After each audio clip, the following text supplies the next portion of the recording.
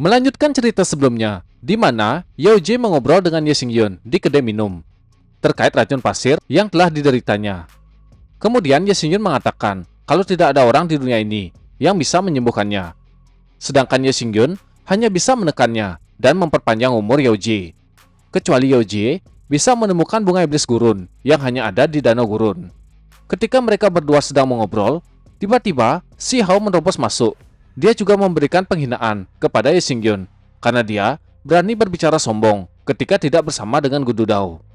Si Hao memanggil orang tua yang selalu melindunginya. Pria tua itu juga menatap Ye Xingyun dan mengatakan kalau dia akan membunuh Ye Xingyun. Ye Xingyun tidak mempedulikan perkataan pria tua. Dia tersenyum dan mengatakan, apakah pria tua berani membunuhnya? Apakah dia tidak takut akan tersapu angin? Pria tua menjawab, pertama kali pria tua itu melihatnya, Ye Xingyun sudah berani kasar dengan tuannya, dan sekarang Ye Xingyun berani berbicara arogan di tempat tersebut, yang dimana Gudu Dao tidak bersamanya. Pria tua ingin tahu bagaimana cara Ye Xingyun bisa bertahan. Sebuah kekuatan keluar dari ujung jari pria tua. Kekuatan itu seperti gumpalan api yang berwarna hijau. Sebuah senjata melesat ke leher pria tua yang membuatnya terkejut. Serangan itu dilakukan oleh Yao Jie. Dia memberikan ancaman ke pria tua. Jika dia berani maju selangkah, maka Yao Jie akan melawannya. Pria tua menatap Yao Jie dan menanyakan siapa sebenarnya orang tersebut. Di belakang, Si Hao berteriak, apa yang sedang dilakukan pria tua? Kenapa dia tidak segera mengambil tindakan terhadap Ye Xingyun?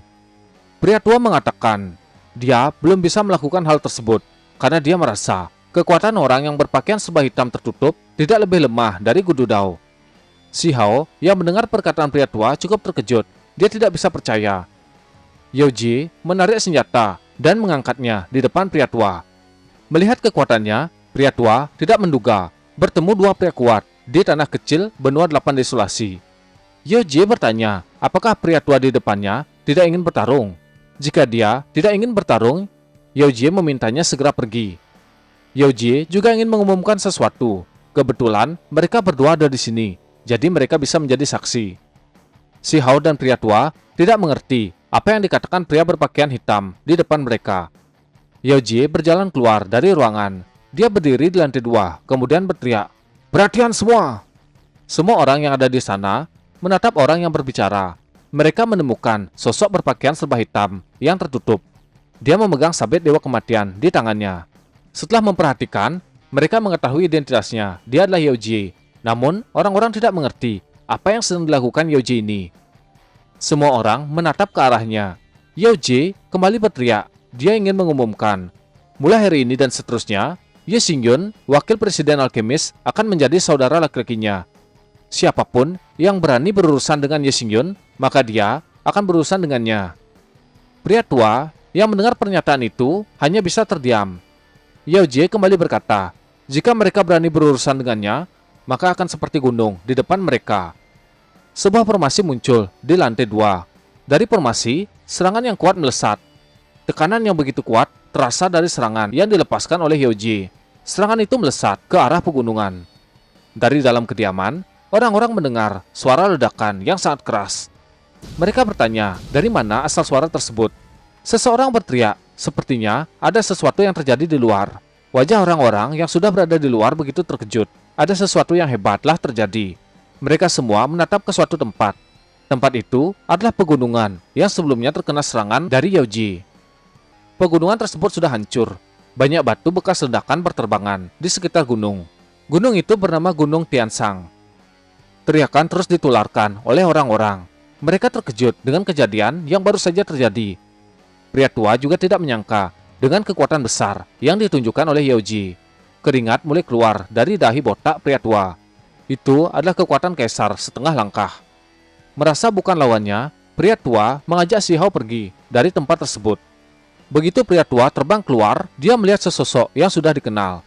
Hal itu membuatnya terkejut. Orang yang dilihat adalah Gudu Dao dengan pedang besar di belakang punggungnya.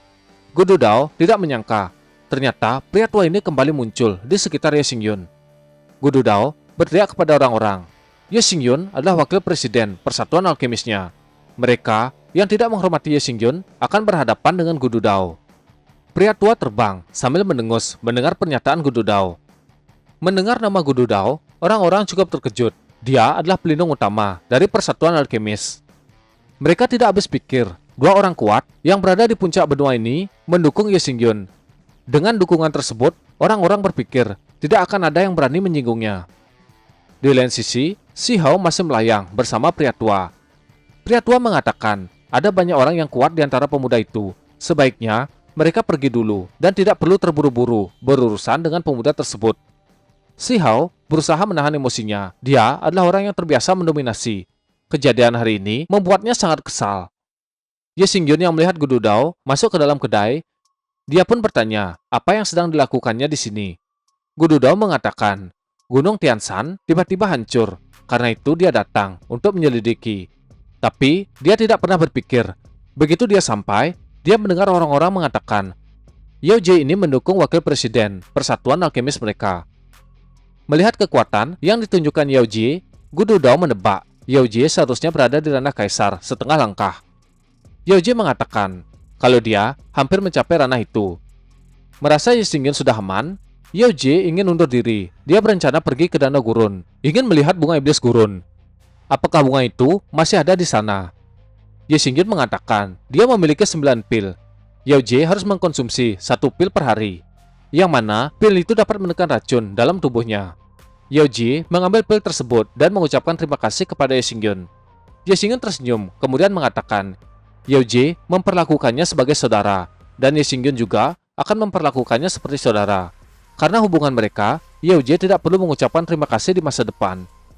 Sebelum pergi, Yao Jie menakupkan tangan dan mengucapkan selamat tinggal kepada Ye Xingyun dan Gudu Dao. Kemudian, Yao Jie pergi.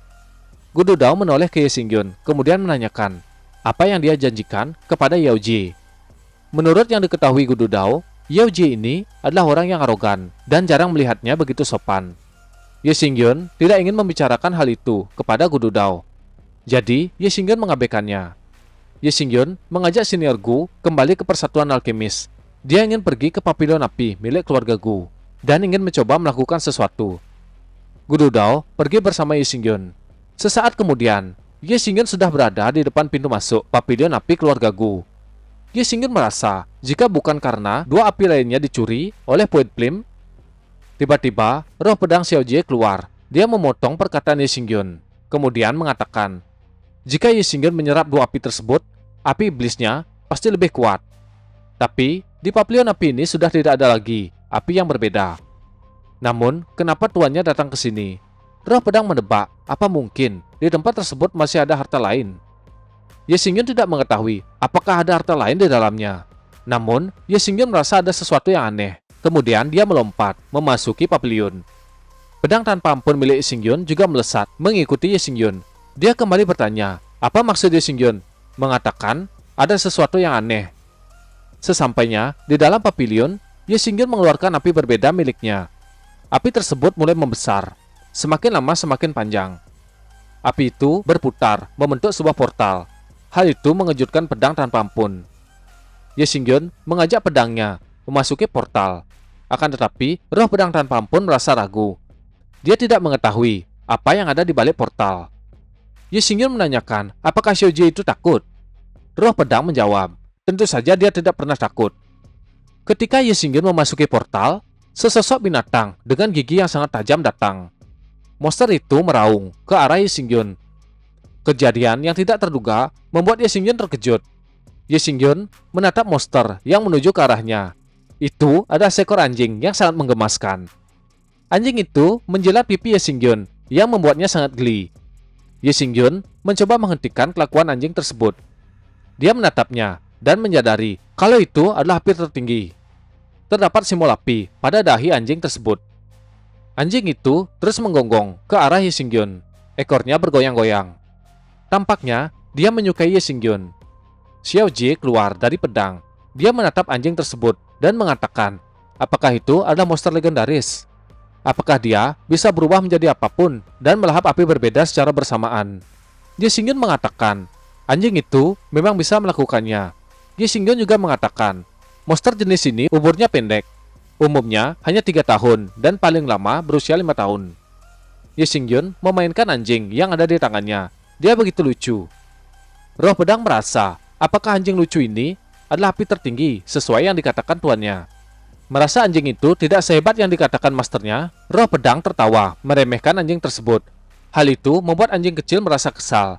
Ye Xingyun menurunkan anjing tersebut. Seketika anjing itu melompat dan menggigit kepala Xiaoji, yang membuatnya kesakitan dan meminta Ye Xingyun menyelamatkannya. Di lain sisi, Ye Xingyun melihat sesuatu. Wajahnya sangat terkejut hingga dia mengeluarkan keringat. Ye Xingyun tidak menyangka ada kerangka naga. Bagaimana bisa ada kerangka naga di sini? Dia pun berjalan mendekat ke kerangka. Anjing kecil menggonggong kepada Ye Xingyun. Merasa anjing itu ingin menyampaikan sesuatu, Ye Xingyun mendekat dan menanyakan apakah anjing itu yang melahapnya. Anjing kecil tersenyum. Dia menjulurkan lidah, sepertinya mengerti dengan pertanyaan Ye Xingyun.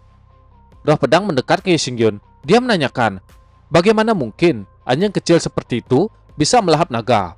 Tiba-tiba, tubuh anjing kecil berubah.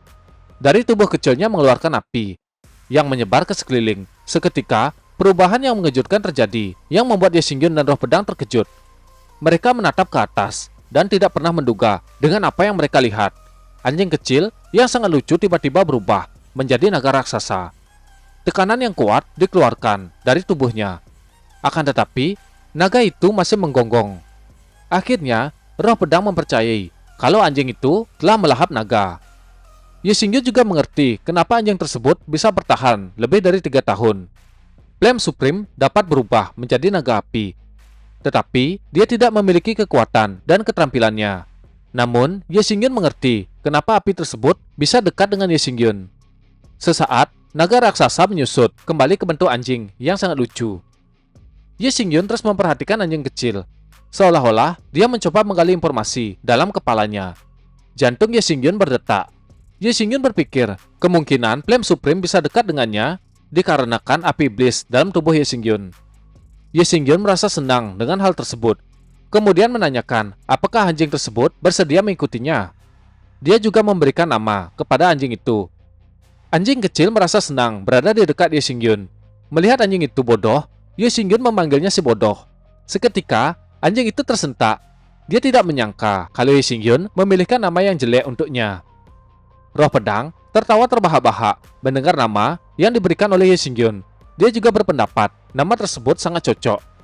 Si bodoh menatap roh pedang yang sudah mentertawakannya. Dia melompat ke kepala roh pedang dan kembali menggigitnya. Sementara Ye Xingyun berjalan ke tempat kerangka naga. Ye Xingyun menatap kerangka tersebut dan berpikir, setelah naga ini mati, sejumlah besar energi naga akan diproduksi dan tidak akan hilang selama 10 tahun. Ketika seniman bela diri menyerap energi tersebut ke dalam tubuhnya, kecepatan kultivasi akan meningkat 100 kali lipat. Ye Xingyun terus berjalan dan memastikan itu memang energi naga.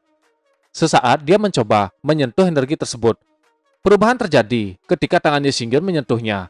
Energi tersebut berputar menuju ke tangan Ye Xingyun, yang membuat Ye Xingyun terkejut. Jantung iblis di dalam tubuh Ye Xingyun juga berdetak lebih kencang.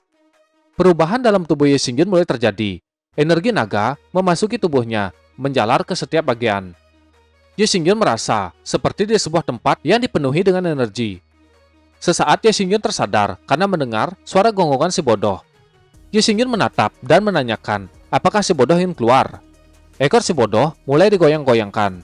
Sepertinya dia begitu senang dengan apa yang dikatakan oleh Ye Xingyun. Saat ini, Ye Xingyun sudah berada di lapisan kelima, alam Wangtian. Si bodoh berubah menjadi gumpalan api. Dia melesat ke tangan Ye Xingyun. Sesaat kemudian, Ye Xingyun telah keluar dari papilion api milik keluarga Gu.